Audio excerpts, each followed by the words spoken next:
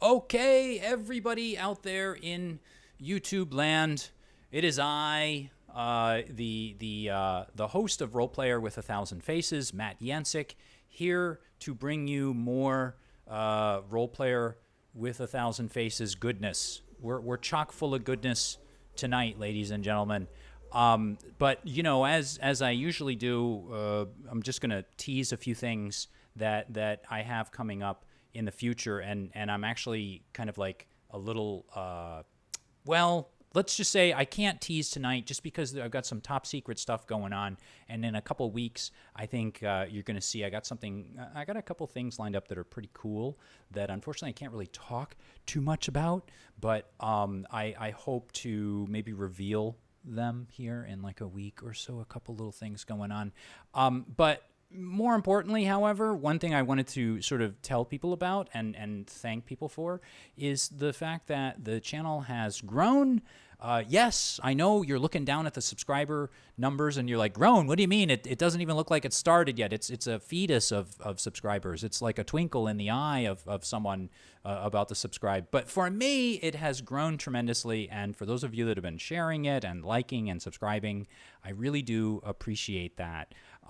What I like at this point is the fact that while I may not have 1 million subscribers, I have a small little community and family of people that have been kind of chiming in and watching and viewing the program. So thank you all very much for that. If you are interested in talking with other fans, talking with me, talking with some of the people that I have on the actual plays, and maybe just like talking shop about RPGs in general, you can always stop by any of our platforms. So I am on Discord. I do have my own Discord server. You can check that out.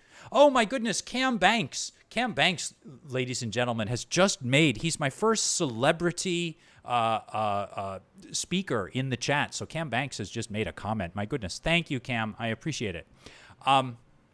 I, of course, have the Discord. I have Facebook.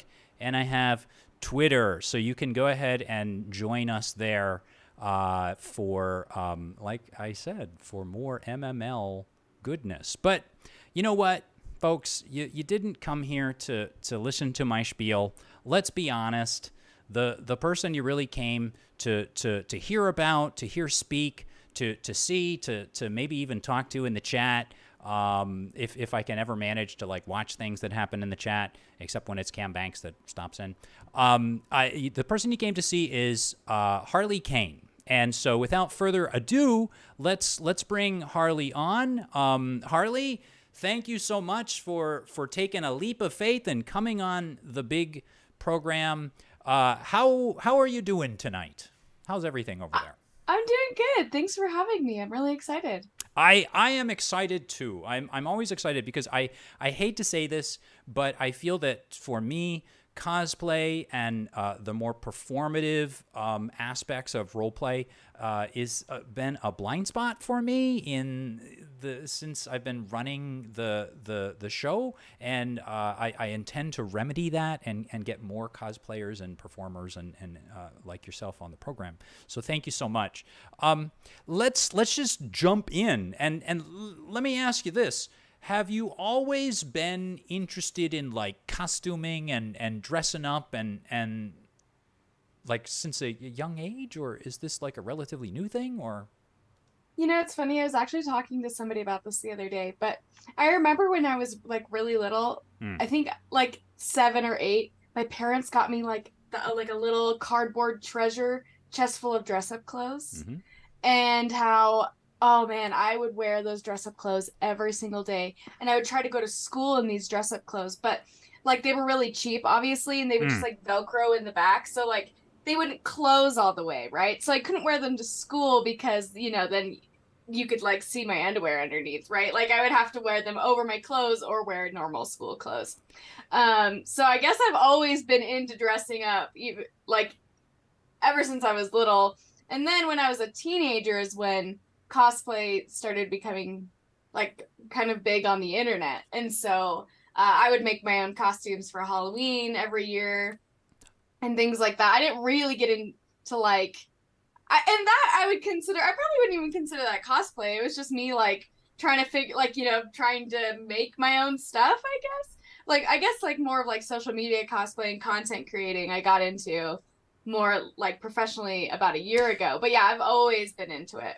Well, you know what? Actually, there's two things I want to ask about with that. And you actually, and here's the thing. For me, so I spent about 6 or 7 years in Japan, and I was there from 2001 until about 2008, if the math is right, or 2009 maybe. And the thing was, before I left for Japan, I had never really heard the term cosplay, right? So when I went to Japan, I started hearing cosplay, and what I realized was cosplay was like it was a Japanese kind of mashup of English words, and it sort of came. I don't know if it started in Japan first, the term, and then came to the U.S. How would you define cosplay? Because you just said you wouldn't really define what you were doing as cosplay when you were younger. What is cosplay to you? Well, so I guess it was like baby cosplay is what I would say. Or maybe cosplay's changed. Maybe that's why I don't feel like it was exactly cosplay. I mean, like when I was a teenager, I would like, I started seeing people like Jessica Nigri or Yaya Han, who were like really like, for me, like kind of like the first, right? The OG cosplayers that were posting on the internet and things like that. And so like I wasn't doing it for like performance reasons, right? I guess cosplay, half of cosplay to me is like the performance aspect, whether it's a photo shoot, a cosplay contest, videos, whatever. For me, it was more of like, I'm just making costumes out of thrift store stuff that I found that hopefully I can glue together or sew together for like Halloween or something. It was more of like for me versus like for like a performative reason. And like, not that cosplay can't be just for yourself, but I feel like maybe it's changed and like cosplay now is like I would say it's like a medium of like performance art. You know what? I actually think, because as you were explaining it, I was kind of like, oh yeah, that is kind of a good definition of it. Because I feel like in a way, cosplay it's kind of like a culture. Like, even though I'm not really sure, I'm sort of making this up as I go along, but like thinking about it, I feel like it's a group of people that are sort of like trying to create and sort of like really like not in like the old sort of Halloween costume, plastic mask and a plastic like jumpsuit kind of thing, but like really like authentically build something that is like transports you somewhere else. So I actually think, yeah, that's a really good point. Was this, I guess, was this were you thinking, my goodness, I know what I'm going to be doing when I grow up. I'm going to be cosplaying and doing costumes. Or were you thinking you were going to do something else? I wanted to be a doctor. They're very similar. I actually, when I graduated high school, I went into college to become a physical therapist. That's what I was going to study, right? Exercise science, whatever it was. And then but I've always loved, like I said, I've always loved makeup and dress up and things like that. And I decided, well, okay, this is actually how it happened. At the time when I was in college, I was living with my aunt, whose daughter, my cousin, was a dancer. Okay, hold on. I have to write this down. Daughter. Yeah, I know. But it'll all come together. Come together. And she, as a dancer, she would need makeup for her competitions. And I've always been good at makeup and costumes and things it's what I've always done my whole life, right? But I wanted to become a doctor. I was gonna do something. I love science, and I was gonna do something that was like stable and whatever, right? But my cousin, I would do her makeup before dance competitions, and I was like, it wouldn't hurt to learn, like, to get some sort of professional certificate in makeup. Like, I wonder if that's a thing, right? So that's led to me going to esthetician school. I became a licensed esthetician and a makeup artist. I switched my major over to theater, studied theatrical makeup design, because I was like, makeup is what I want to do. Yeah. Became a professional makeup artist for about 5 years until the pandemic, when it became difficult to do makeup because you're in people's faces. And then I was like, I just am going to do it on myself, like how I've always done it. And so I was like, well, and I love nerdy stuff. I love creating characters. So I just switched into cosplay and content creation. So that's the story. Okay. All right. That kind of makes some sense. And actually, I would say that, I mean, if you have a background in that where you went and you got like certification or degree or something, like it kind of gives you an advantage over, I mean, that's like heavy duty. Like that's like hardcore like cosplay is like if you actually go to get like some sort of a and then you go for theater. You said you were also like studying theater. Was that it? Or so I got my esthetician license in while I was in college, but I had already done like 2 years of college, and I was the as many people are. You're told you go to college and you get a degree or else you don't have a job, right? So, like, it's funny now because I'm like, I probably didn't need to go to college. But anyways, I had already had 2 years under my belt. And I was like, you know what? I might as well just finish up and get my degree. I found out that at my school, I went to BYU. At my school, they have a theater major. And theatrical makeup design was theater arts studies with an emphasis in makeup design was one of the options. And I was like, well, okay, I want to do makeup. I just got my esthetician license, might as well finish up my degree. So I finished studying makeup under the theater major in college. It's interesting because I often feel, so I originally went to school for film, and I can't think of another profession or another school that is more useless than going to school for film, because when you ultimately get your job at the studio, no one ever looked at my resume and said, oh, this guy, he went to school of visual arts, let's hire him. It was based on like reels, it was based on stuff I did, and honestly, it was just sort of based on like luck and maybe some attitude in there as well. So, okay, well then what was it that got you into, so at a young age, you're working on the costumes, you're building cool stuff like that, but what got you into games and I guess nerdy, geeky culture? I guess I've always been into nerdy stuff along with like costuming and makeup. I always say my first fandom was Star Wars. I watched all the Star Wars movies as a kid, and and like the prequels were what were coming out when I was a kid. And so like I went and saw the prequels and in theaters, and it was very exciting. I loved Star Wars. As a teenager, probably like 12, 13, a preteen, I started getting into Batman comics. I don't remember exactly like how it happened. I'm not gonna lie to you.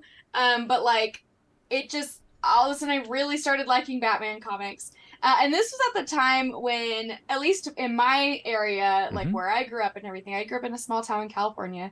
It was not cool to like those kinds of things, especially as a girl. Like it was like not like I feel like it's awesome how things have changed. Yeah. Right. Like it's like everybody likes these kinds of things. But like I always tell people, like finding shirts that like cool nerdy shirts in like a woman's cut was impossible. Anyways, so I started getting into Batman comics, right? And I would, like, and fantasy books. Oh, love fantasy books. I would basically, and I was like kind of a lonely kid, and so I would just spend all of my time reading comics and fantasy books and playing a lot of video games. I played way more video games back in high school than I do now, unfortunately, just because of time. But and then I got into board games in college. So it just kind of, I don't know how it progressed. I don't know. You like one nerdy thing and then it evolves over time. It's interesting that you mentioned that though. Like you said that at the time you were in high school, it wasn't very cool maybe for girls to necessarily be into this stuff. And like, I feel like there might be a slight generational gap here, because for me, when I went to high school, it wasn't cool for anyone to be into that stuff. And that was like my memory of it. A lot of like, why are you reading that? Or why is that another book you've got there? Or are you reading the Dragonlance books again? Or are you like reading another? Well, actually Stephen King was okay to read, but like a lot of the other stuff. What was it about Batman that you got into what attracted you to the Batman comics? I think so. Okay. So this is what I think. I like, honestly, I feel like my memory now is like not as good, but no problem. Make it up. So I lived in I lived close to like Six Flags when where the city I grew up in California is close to Six Flags, and there's a lot of like DC Comics like rides and stuff at Six Flags. Right. Yeah, there's like the Superman ride and the Batman ride and whatever, right? And so my parents would take me and my siblings to Six Flags during the summers. And I think that like, so that's kind of how I feel like got introduced. I mean, besides like, of course I like have heard of like Spider-Man and Batman and Superman. Of course I knew about them, right? But I think that's where I like first was like, oh, what is this, right? And I think Batman, as someone who, like I said, I've mentioned a few times, I was a pretty lonely kid growing up. I had a hard time making friends. For me, Batman was like, he seemed kind of lonely too. And so as like a lonely kid, it was like, oh, he's had some pretty rough times. Like, and look at what he's done with it, you know, just like that. And also like, honestly, I've always been kind of attracted to like the spookier, darker, like aesthetics, like those kinds of vibes and things like that. And so Batman just was kind of like the perfect recipe for like, you know, a lonely kid who wanted to feel like maybe they could, you know, be something someday. So yeah, he's like super focused. Like he doesn't really seem to care much about whether or not he I mean, like maybe in the comics or whatever, he doesn't seem like he cares much about necessarily having friends. But it's because he's so focused and dedicated. I mean, I guess it depends on which writer is writing him, but he seems so focused and dedicated to the mission. You know, like the mission is everything. And it's sort of like a lot of people used to sort of joke with me similarly about like the same thing. Like, oh my goodness, you just care only about the mission, or you just care about like the school, or you just care about your job or whatever. So I can kind of relate to what you're saying. But let me ask you this though. The trend that I noticed, and you can correct me if I'm wrong, I see a lot of cats. Like when I'm looking at your Twitter feed, when I'm like watching, and I see the Catwoman cosplay as well. Why aren't you cosplaying, say, Batman? Or like what is it? I mean, is there also another attraction to Catwoman, or is that because Catwoman spends, everybody knows like Batman and Catwoman are in this never-ending dance with each other? I have a whole answer to that, but give me 1 second. I just need to run and give my son to his dad. No problem, ladies and gentlemen. I'll be right back. No problem. I'm sure you will be, Harli. Thank you. So to me. And I apologize, ladies and gentlemen. Of course, sometimes real life intrudes on interviews. But for me, the idea of Batman as this kind of strong, focused loner was always something that I was kind of into.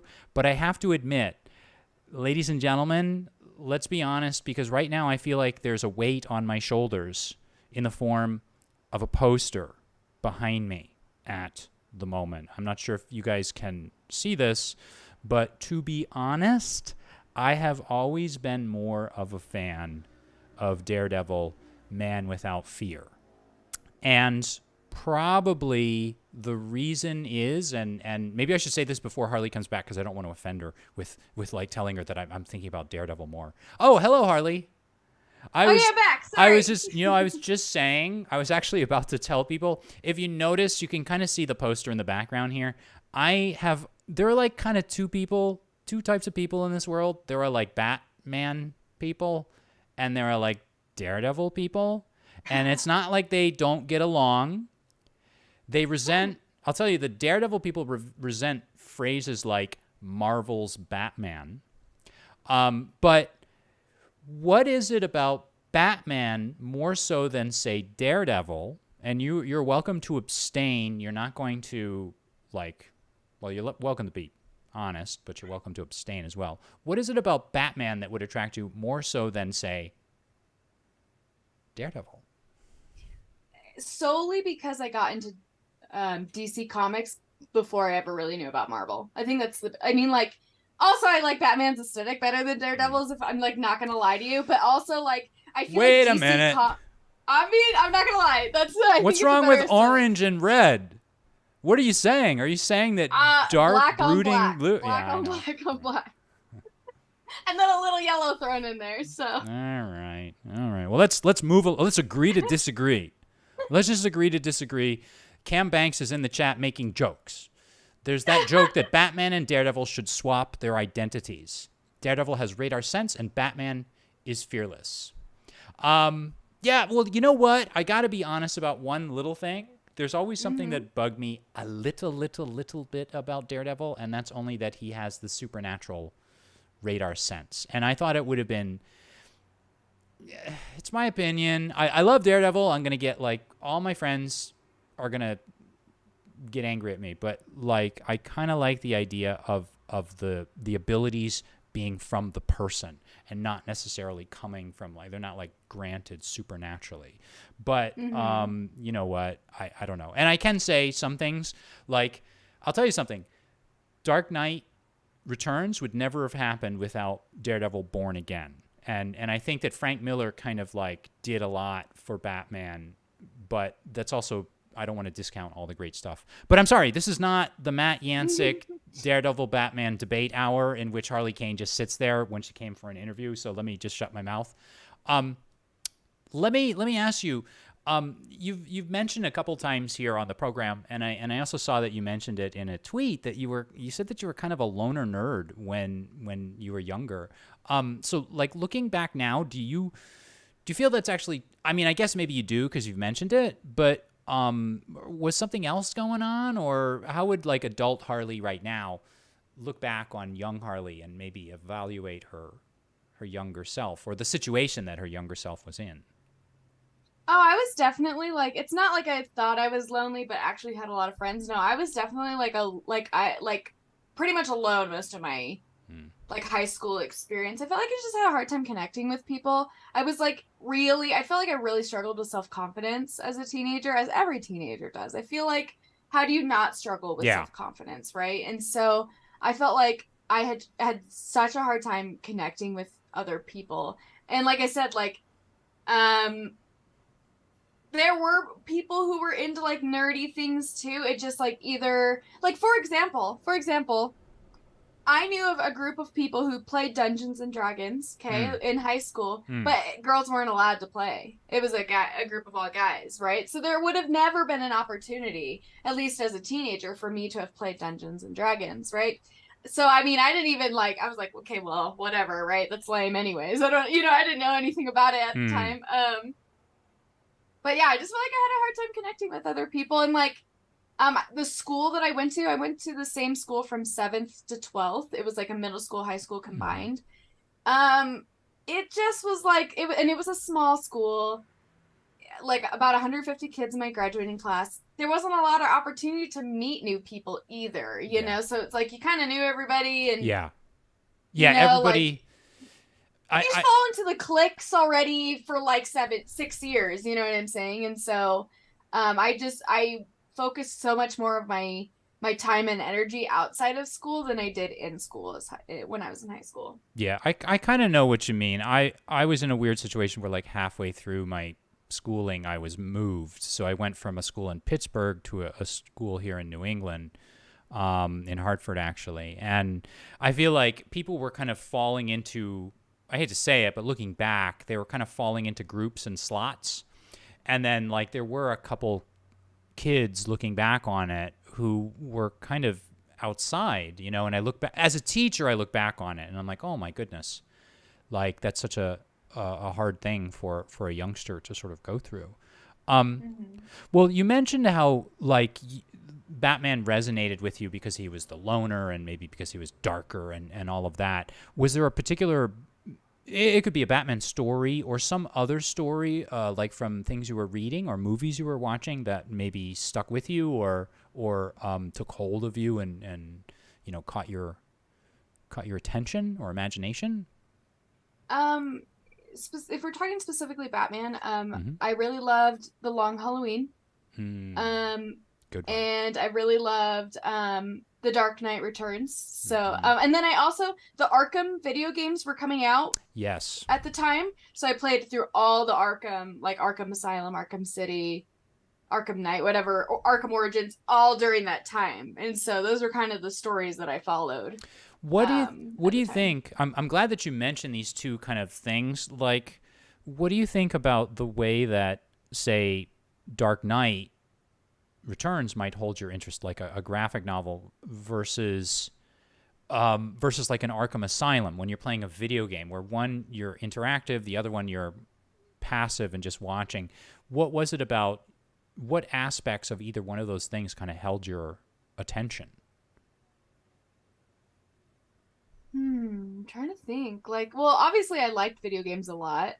So like, and I had already liked Batman. So like, of course I was going to play the Arkham games. And I mean, so I grew up in a pretty strict conservative Christian household. But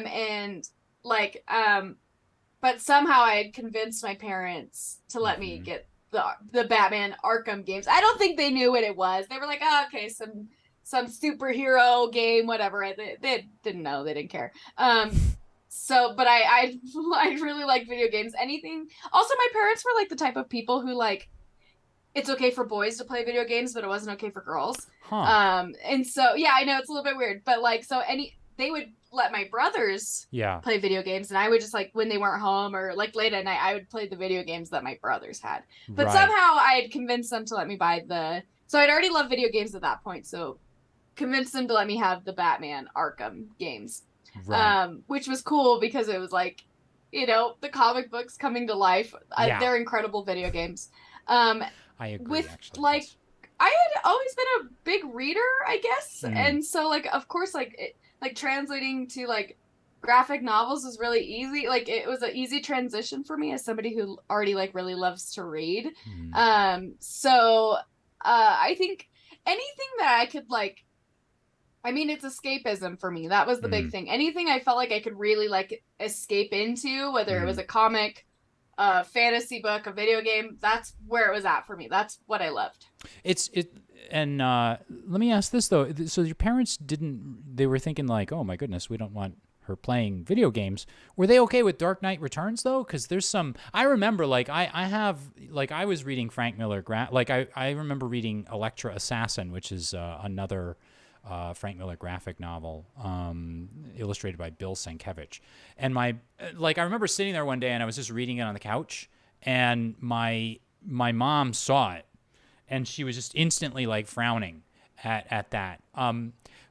Were the comics were okay, but the video games were not, or did they? They never even looked in one of my comic books. They have no idea. Honestly, That's the way to do it. I think back to it now. Like, of course, they wouldn't have liked anything Frank Miller, right?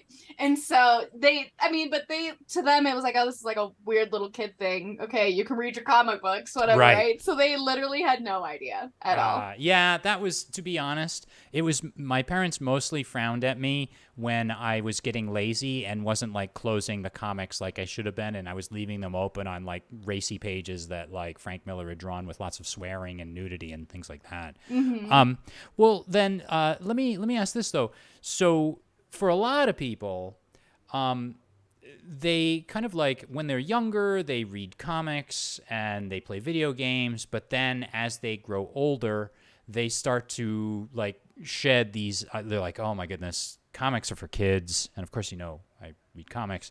Video games are for kids. Costuming is for kids, but somehow you held on to it. And I know that you mentioned how you kind of got into, or you didn't kind of, you got into professional, like doing professional like makeup and things like that for people. What was it that sort of kept you going as far as costumes, games, comics, and all of that stuff goes? Do they still hold your interest the same way, or do they do something different for you now, or? Some of it has changed and some of it hasn't, I guess. I figured, I don't know why I held on to it so hard, I guess. Maybe because it's always been like a comfort thing for me. Comic books and video games and books and everything like that. It's always been something I feel like I could hold on to and whatever, escape into, right?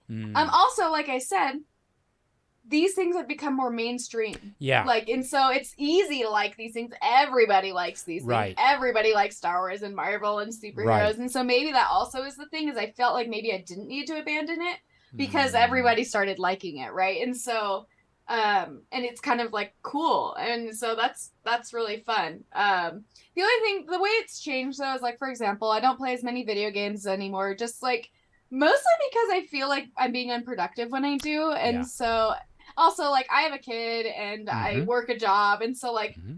I love video games, but it's just, that's the one thing for some reason has changed a little bit for me, is like feeling like, oh, I'm being unproductive, I probably shouldn't play a video game. But all the other stuff, I'm like, yeah, I'll read a book or a comic or watch movies, whatever it is. I think that part of it though is, I think that for me, that's kind of what happened to me too. I mean, I just feel like I don't have time. Like Yes, me when too. I was younger, when I was like a teenager, I didn't necessarily think about a career, paying bills, and all that stuff. I would go back, like I would be forced to be at school all day doing my studying and all of that, and then the only thing on my mind and the things that would happen in between classes was like comic books and stories and movies and things like that. And so when I got home, I needed to sort of blow off steam, and I didn't feel like I had anything going on the side that was really kind of important. So I think that idea of the loss of time maybe might be. Yeah, I guess I'm like, I could play a video game, but I also have like laundry I should do, or like, like there's Yes. always something like I Yes. feel like I'm like, oh man, I should probably like do my dishes, whatever it is. And so like I always feel like it's, for me, it's like not the priority anymore. Actually, honestly, I stream video games now as a way for me to like I get know. through.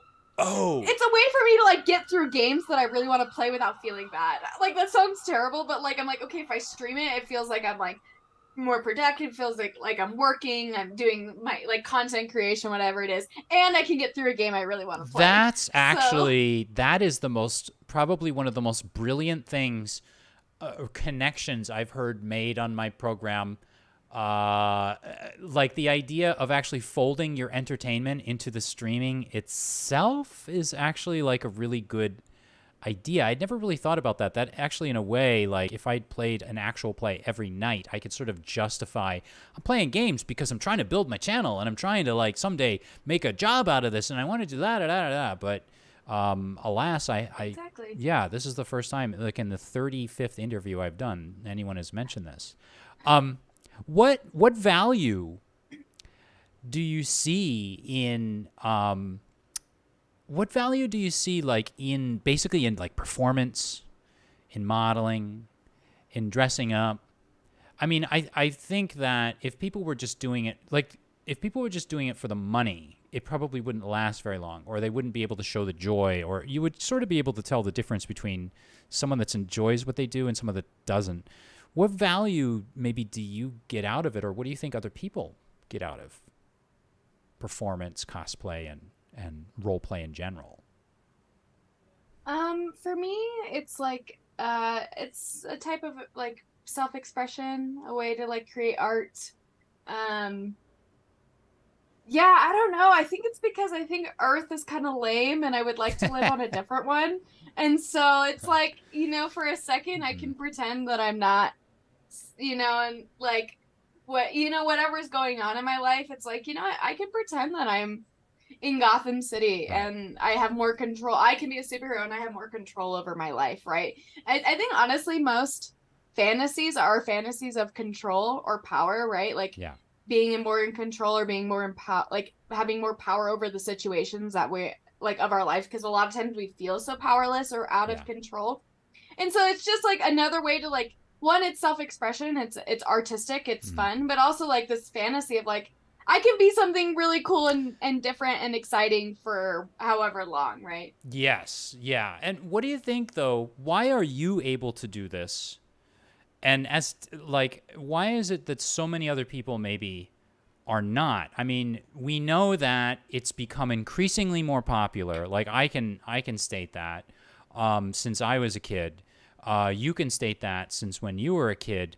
What do you think what was the hang up that people had for, like, say, costuming, role play, and that sort of thing, and fantasy in general? I think lack of skill is a big hang up, and sometimes that's a big hang up for me. I would consider myself an intermediate sewer and costumer or whatever. Like I can figure it out over time, but Mm, sometimes I just don't have the time or I don't have the skill, and so there are certain cosplays I can't do. Um, And sometimes too, like I think a lot of it does come down to time as well. Sometimes I'm like, man, I don't know if I'm gonna be able to like make like do pictures or videos or whatever it is, because I don't have the time to like dress up in the whole thing. Like I think we just convince ourselves of these things, right? Like of time or lack of skill or whatever it is. Also, if you don't really love it, those things will convince you not to do it. That's just kind of how it is, right? Like if it's not something you're really interested in, the time, the money, you know, the lack of skill, you just won't do it, right? And you kind of talk yourself out of it, like in a way, like, oh, I don't think I could really finish it, or I don't think I could do this or that. And then I guess maybe that's the way we kind of prioritize the things in our life, or we think we do at any rate. Do you think that like the costuming and the modeling and the dressing up and all of that, has that changed you? Do you feel like as a person, like since you've been doing it, do you feel different, or do you feel like, or do you think like, well, it's just a way that I can express myself? I think I am a lot more confident because of it. Like I don't mind being silly out in public. Like it's kind of one of those things where I don't feel like weird about going out in costume in public. You know, I feel like I care a little bit less about what people think, but people tend to like it, if that makes sense. And so yeah, I just feel like a lot more confident in myself. I'm having fun, you know. Well, I think if people are giving you positive feedback, then you're sort of feeling like that confidence, right? And it builds, and I think it becomes like a cycle. Like I see this in my kids, like at school, like they start off with like a little step, and if they get a reaction from it, then they take a bigger step, and then they take a bigger step and a bigger step, and they end up kind of like they've traveled like, you know, a mile. Whereas like if they hadn't started, just taking that first step was like really tough. How about, so you mentioned the idea of like, so you're putting on the costumes and you're creating them. What about the role play like aspects of it? So do you consider yourself, maybe I'll start with a basic question here. Do you consider yourself more of a game master or more of a player? I've done more playing than I have DMing, GMing. Yeah, so probably more of a player, but I like both, and I want more opportunities to DM. It's just I tend to play more. So. Right. And so what sort of games are you like playing now, if at all? Like I only ask that because we all have very busy lives and we don't play as much as we want. But are you playing anything in particular now, or? I have a home game, just D&D 5th edition home game, which is really fun. And then, you know, most of the time I feel like I get into one shots of different things, just kind of randomly. But the one game I'm in later, actually we're not having it today, but it's usually on Mondays. That's only, did you have to cancel the game or something for my? Oh, okay. Nope. All right. Nope. No. Plus it's like way later, but no. A bunch of people canceled, so we're good. But that's probably the most consistent game I'm in right now. How long has it been going on, or how consistent is it? Like weekly, every Monday, and. Yeah. So I joined the group late. I think they've been doing it for like 2 years, but I've been only doing it for like a couple months. No, that's really late. So. I would say any group. I've never had a group together, I think, for longer than a year, and it tends to sort of like not fall apart, but like I feel like there's this kind of like honeymoon period where everybody's really excited, everybody's willing to set aside their child or their significant other and like lock the door or whatever, or like make up a lie about them going out to see a movie or something and show up. But then after about a year or so, like at least in my experience, it feels like it's not quite as exciting as it was before, and then there's like this long pause. But were you able to find these people through, were these friendships, other people that were running, or was this something you like kind of like jumped in on with like, you know, locally, or? I'm dating the dungeon master. So there we go. Isn't that a conflict of interest?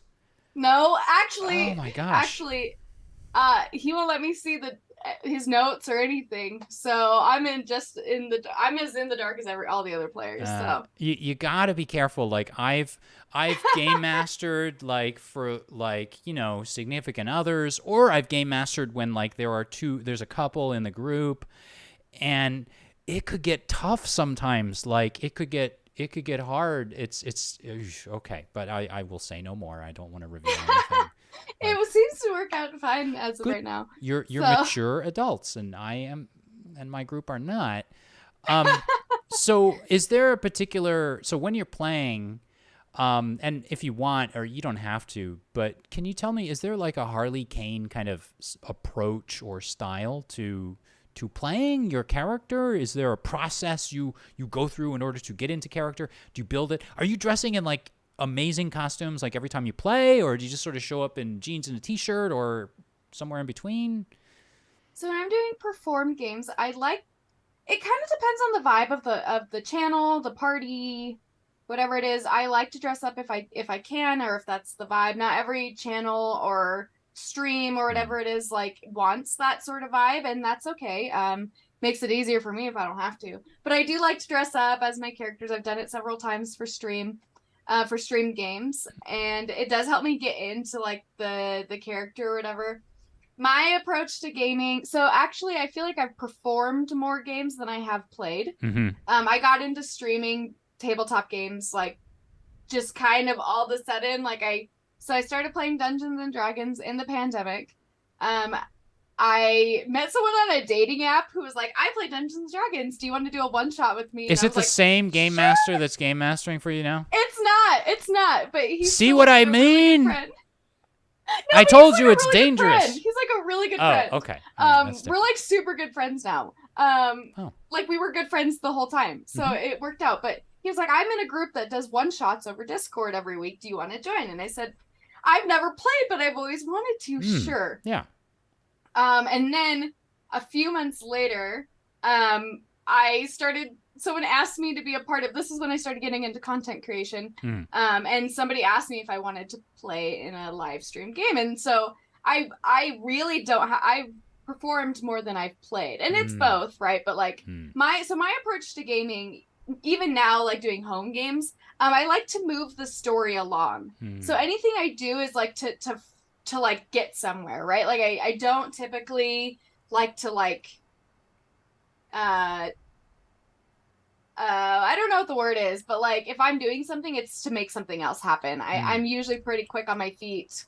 And I like to, I guess like in my mind, it's like kind of like making it so the DM doesn't have to do all of the work, right? Like I want to make stuff happen. I want to perform something. I want to roll something. I want to make action happen. So that's kind of my approach. I think that's actually really great. Like I think like, you know, everybody has a different style, and I think that's totally fine. But I like the idea of my players kind of contributing and not sort of relying on the game master to sort of come up with everything. Like there is a time, I guess like it's really important to find someone or like a group that you kind of mesh with so that you're kind of all on the same level. And I don't ever want to say that like anyone's style is right or wrong, but my own personal style is I do appreciate when my players bring something, not too much of a loop to the table, but they bring something to it.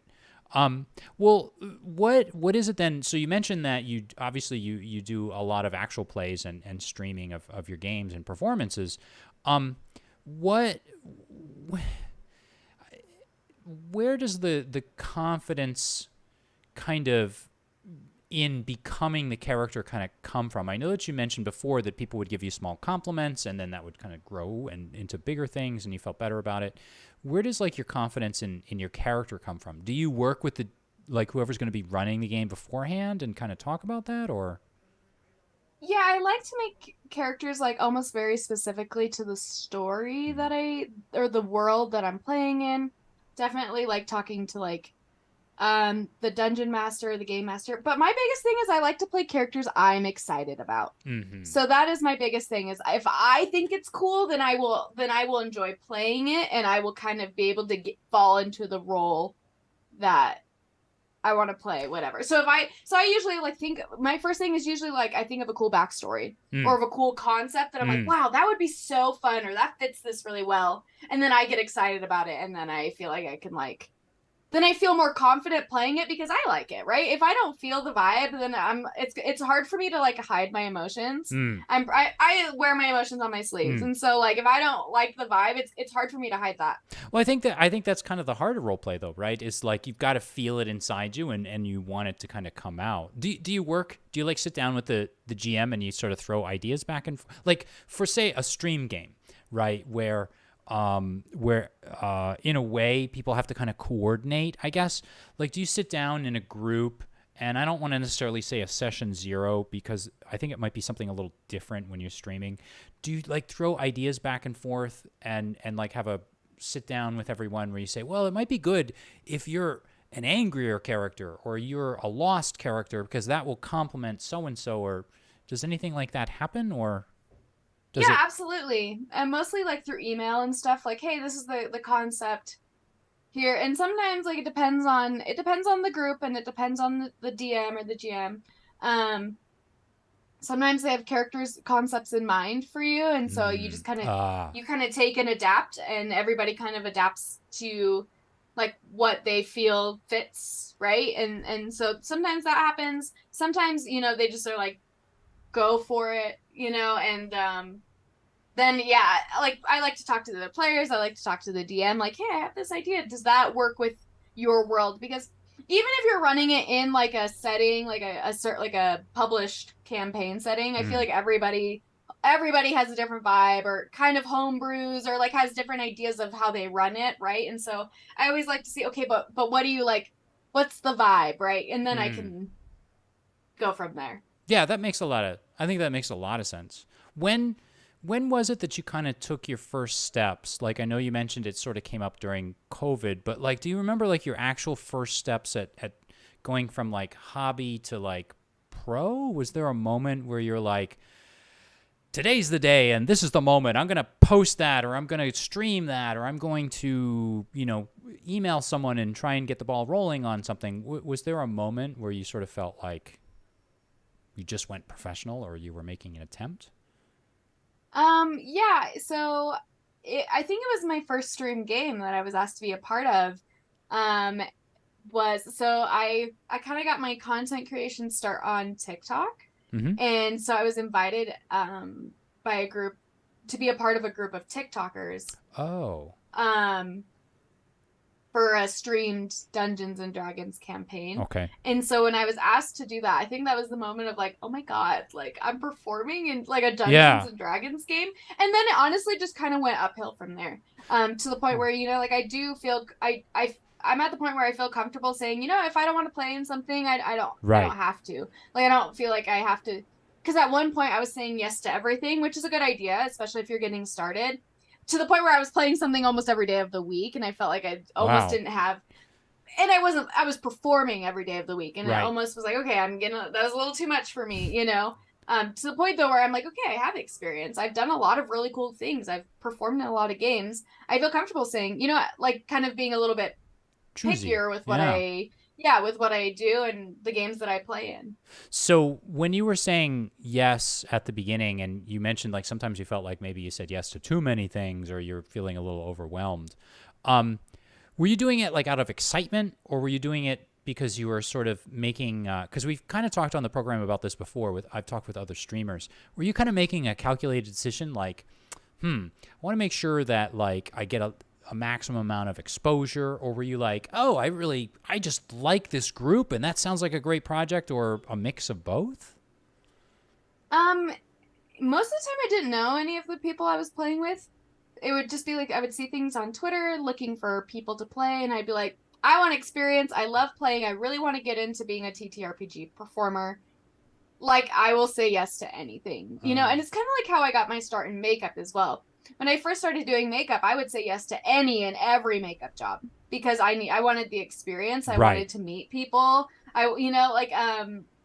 Basically that's what it came down to for me. I think it's really interesting that you mentioned the fact that you wanted to be a tabletop RPG performer, because one thing that I've kind of noticed about basically about in the whatever it's been, year and a half or whatever that I've been doing this, I feel like I've really made some real attempts to coordinate and sort of organize the game so that it becomes something greater than, not greater, that's the wrong, it becomes something more performative than, say, just a regular game. What do you think it is that makes a professional, performative tabletop RPG performance? What goes into something like that? What is the difference between that and playing at a table privately, like on a Friday night, just for fun? I think there are three. I would say there are three different groups in reality to like tabletop performance. There's your home games, your private games. There are streamed games, but they're not paid, and then there are paid games. And so the paid games and the non-paid games kind of overlap in regards to like professional. It's kind of like if you think about like theater, like doing like community theater versus like professional theater, right? So like they can overlap and like both are good experiences and both can like get you places and things like that. But like, you know, a lot of the times with like unpaid games, it's and paid games, there's just like different vibes, different expectations, right? So that's what I would say, kind of like, and obviously and honestly, like now when I do like home games, and like the biggest difference I would say between those two and like private home games, is that I don't feel like I have to perform, and a lot of times I don't. Not that I don't play, I play, but I just don't feel like I'm like always on my toes, right? Like when I'm doing a stream game, I'm like really like high alert. Okay, I'm ready to like jump in. Let's make things happen. With home games, I'm like, yeah, let's just let like obviously I'm still playing, but like let's have more fun. Let's be a little bit more relaxed. Right. Well, I think that that's a legit sort of viewpoint. I mean, when you're playing a private game, there are times when, you know, 5 people, 6 people show up every week, and not everybody can be 100% on, and not everybody has to be in the same mood. Like I might show up one week. Well, as a GM, I can't really do this, but I feel like if as a player, what I could do is I can show up and say, I want to watch my friends play, and I'm kind of not, I'm feeling under the weather, or I'm not feeling up to it or whatever, and I can sort of like, you know, just watch. So I think that's totally legit. So how about like as far as, so if you're dressing up for cosplay and you're performing in an actual play, then you're doing so for other people to kind of see and view and watch.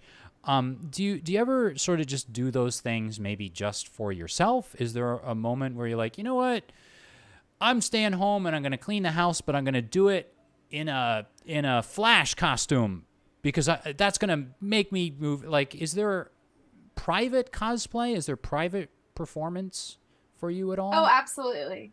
Honestly, I love to put on my cat suits, especially when I'm feeling sad. I know that sounds kind of weird, but it just like makes me feel like better about myself. I'm like, because they're cute, and I feel like I look like Catwoman or whatever it is. Yeah, I definitely will put it on just to make like, oh, I feel better about myself now, or like anything cute in my closet. Totally, I just dress it for myself. I actually think I think that's great. But I think my form of dress up is baggy shirt and shorts. That's my private form of cosplay, as just to be comfortable, just to feel like whatever works for you. Yes, whatever works. Yes, I wish I had a Batman or a Daredevil costume to put on. It would have to be muscled, though. I need to say that. So, do you think that doing the performance, being on YouTube, role playing, and seeing yourself perform and kind of seeing yourself out there, like you can go to channels and you can find video and audio of you doing stuff. Like, has that kind of taught you anything about yourself maybe that you didn't know before, or changed you in any way? I think it's mostly sometimes a surprise to me in the way that like, wow, I did that. I like I said, I as a teenager and everything like that, I've struggled with confidence. Actually, most of my life I struggled with confidence. Which I think is another reason maybe I like cosplay, because it's like, so like, you know what, like I'm gonna do it and kind of step out of my comfort zone, and I have to force myself to be confident about myself, right? Yeah. So every time I see these things or like I do these sorts of things, I'm like, wow, that's like really exciting for me that I like felt comfortable enough that I like, because like I think the like there's inherently something vulnerable, especially about role play, Mm. and actual plays and things like that. Like it could go like maybe you're not always as funny as you would like to be, or maybe whatever it is, maybe you feel like you didn't make a good decision. It's all like kind of on your toes right in the moment, whatever it is, right? And so there's something inherently vulnerable about it. Also playing with other people, Mm. right? You don't know what they're going to do. Mm. And so it's always like, oh wow, I can't believe I stepped out of my comfort zone for that. Also the fact that like I think it's very humbling that like people want to watch me and people want to see me on things.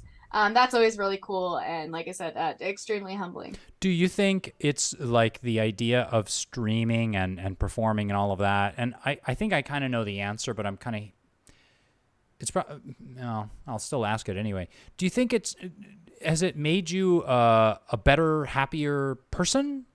Like, do you feel like if you look back, like if you hadn't started streaming or hadn't started performing or modeling or whatever, would you be in the same, would your level of happiness be as happy, or what do you, I don't know. I think this is something I've always wanted to do, but there were several reasons why I didn't, lack of self-confidence, whatever it is. And so, yeah, I think like feeling like I'm doing something that I want to do and that I don't feel scared to do it. It's like for me, it's extremely freeing. I would say it feels very like I'm very free of maybe what like psychological things that maybe have held me back in the past. Well, one thing about your work and what you've mentioned before is being a spicy creator, right? And so you've mentioned this in a few times, and I think for a lot of people, I think that there's like levels of comfort and there's like levels you can kind of like gradually move up to. And I would say to me, but I guess it's different for everybody. Like the ultimate like frightening thing would be being a spicy creator.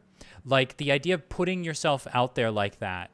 And again, it's different for different people, right? Everybody has a different, like other people, like I don't mind being naked, I'll be naked all day long. But other people might be afraid to stand up in front of, a classroom and teach. Like that might be their idea of like fear. But I sort of look at the United States and I look at like the way that we're relatively speaking, we're pretty prudish, like compared to Europe and even like actually Asia in some ways, and other places in the world.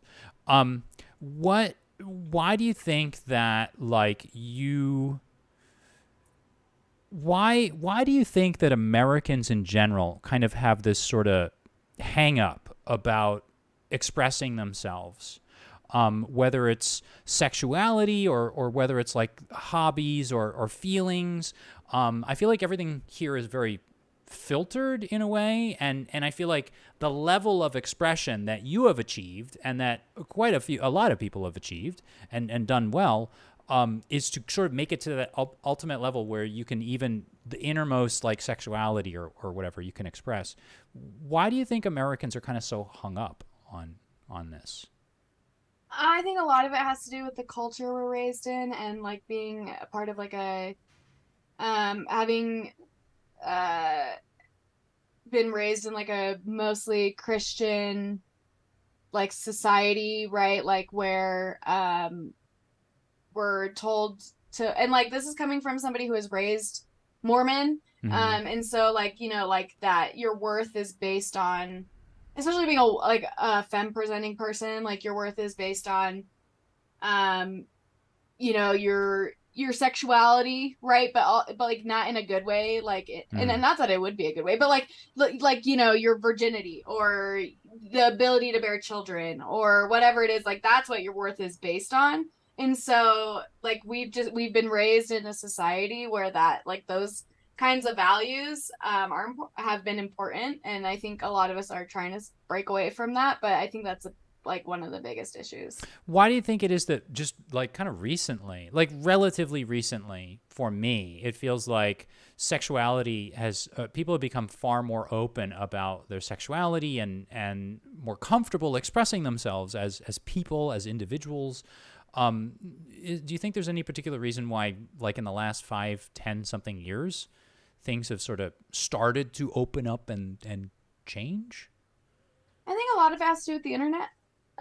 Like I think realizing that there are a lot of people out there who think the same way that you do, or at least that I do. Like there are people out there who do like, we for a long time we were all isolated in our own communities, right? So like the things that we thought about the world and about other people were all like, it was like all based on a small group of people, right? Or whatever we saw on the TV, whatever it was, right? And now that we can like communicate with people all over the world, it's like, wow, okay, there are people who do agree with the way that I think. And that kind of gives people confidence to be like, oh, so if I'm not the only one, then maybe I'm not wrong. You know what I'm saying? And that could be good or bad, honestly. But, you know, I think just realizing that there's such a bigger world out there and there are more ideals than the ones that we've been taught to believe or raised with. Do you think there's any sort of a relationship or a connection between role play and sexuality, or just expressing the self? I guess I probably shouldn't mention sexuality so much. I should probably think more along lines of expressing your innermost like desires and your innermost like needs or whatever. Is there any way that like RPGs could even be an appropriate place to like explore those things, or is that a big no-no? Well, first is and foremost, it's just about, I mean, it's all about consent and communication at the table. It's absolutely can be a place to explore identity and sexuality, as long as it's consensual for everybody at the table, because role play, the majority of the time, role play is a group activity. There's solo RPGs out there, but like most of the time you're in a group of people, and so it's never okay to make somebody else feel uncomfortable to satisfy your own needs, right? Or to put something on somebody without their consent. I always joke, however, that like I got into RPGs and learned about my sexuality at the same time, and that's why I associate them in my head. I left the Mormon church kind of around the same, like during the pandemic, around the same time that I first started playing Dungeons and Dragons. And so like, for me, it was like I was discovering a lot about my own identity and my sexuality. At the same time, I was learning how to play Dungeons and Dragons. And so for me, maybe that's why it's like so connected in my head and in my brain. But the idea of being something like, it all comes down to like role play is like being something you're not, right? It's pretending to be something you're not. And so like, in order to do that, like you have to almost get into a headspace. I mean, it's learning new perspective, right? And so that helps. I mean, it kind of helps you like realize things about yourself, even if it's like not inherently sexual. It can help you realize things about your sexuality or your identity or whatever it is. Yeah, I actually tend to agree with that. Like there are times I feel like in a weird way my role play has gotten more textured and like nuanced the older I have gotten. Like it used to be when I was like a teenager, I just wanted to go into that cave and kill a bunch of trolls and then like come back out. And now like I'm like as a game master, I'm like putting my players into situations where they have to make these choices or decisions that force them to think maybe not just about themselves, but they have to think, okay, well, how would this person that I'm playing in this situation deal with this event? And they have to make a clear, like a choice that's morally maybe ambiguous or tough, and it forces people to sort of think more about the reasons for doing so. Well, let me ask you this, because I know we're running out of time, and I kind of wanted to find out how do you see, and this is probably a big question to end on, do you see the industry like evolving and changing? Like I feel like it has already in the last 10 years evolved and changed quite a bit. Do you see it like going in a certain direction, or would you like it to go in a certain direction? Is there some aspect of it you want to explore more, or do you wish more publishers would do such and such, or? So I feel like I'm still quite a baby in the industry, but I feel like I'm still learning. That's quite okay. a lot. Lots of people come in new and they have a great idea and they change things. I think the wonderful thing about the TTRPG roleplay community is that we tend to hold creators and companies accountable for their actions. And I feel like, at least since I've been in this space, like the demand for diversity and inclusivity is like it's incredible. I feel like a lot of other hobbies aren't held to the same standard, and it should be a standard that we're all held to, right? Like making our tables like um more diverse and inclusive, and being held accountable for like unfortunately a lot of old Dungeons and Dragons and tabletop RPGs weren't very aware or educated or experienced about other peoples and cultures and things like that. And I think people are putting their foot down Yeah. and saying, no, we deserve better, right? And so I think it's just going to keep going in that direction. And I hope so. I hope it really does, because there are so many stories to be told. And that's what it comes down to.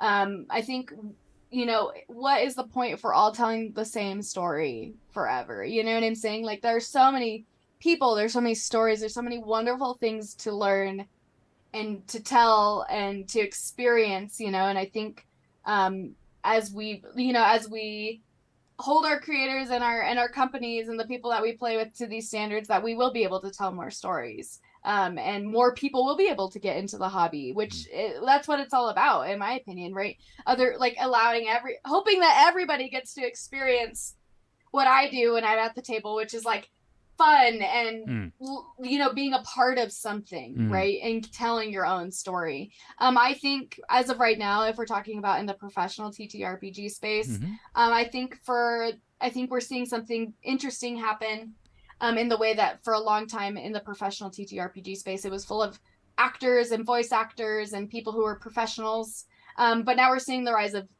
influencers and content creators and things like that. And I think for a lot of these professional gigs and for these companies, they're not sure how to integrate that, but I think it's great. And I think we'll see more of that, more of less of like what I like to say is like the Hollywood of TTRPGs, right? And seeing more of creators who come into the space in different ways. So, and I think that'll be exciting to see. I can't think of any other way to end the program. I think that was a pretty darn good statement. Harli, thank you so much for coming on tonight. It was very nice of you. As I say just about every week, I get people on the program who I personally, whose work I enjoy, who I follow, who I think have interesting things to say or to bring to the show. If you are interested in checking out her work, and I've only got a few links in the description below, but if you check out and follow the Twitter link, I think you've got like that tree. What's it called? Yeah, I got a link tree in my bio. Link tree. Yeah, that's the thing that all the young kids are using these days. And if you click on that, it'll get you to even more links for Harli's work. I do recommend that you check it out. Harli, thank you very much. For those of you watching tonight at home, thank you very much for watching my show tonight. If you are interested, I please do like and subscribe, and an even better thing to do is to share. If you enjoyed what my interviews and my actual plays and the other tomfoolery I get up to on the channel, please do spread the word. That's been the best thing for me to help the channel grow and help me get people like Harli on. And also just to sort of finally let you know, if you are interested, you can join us on Discord, Facebook, and Twitter. Follow the things that, again, the buffoonery that I'm up to in the other corners of the internet. And then finally, I just want to say, everybody out there, again, thank you very much for your support. Slowly but surely, we're growing. Make sure that you take care of yourself and keep your chin up. And everybody out there, have yourselves a great role-playing session. Thank you very much.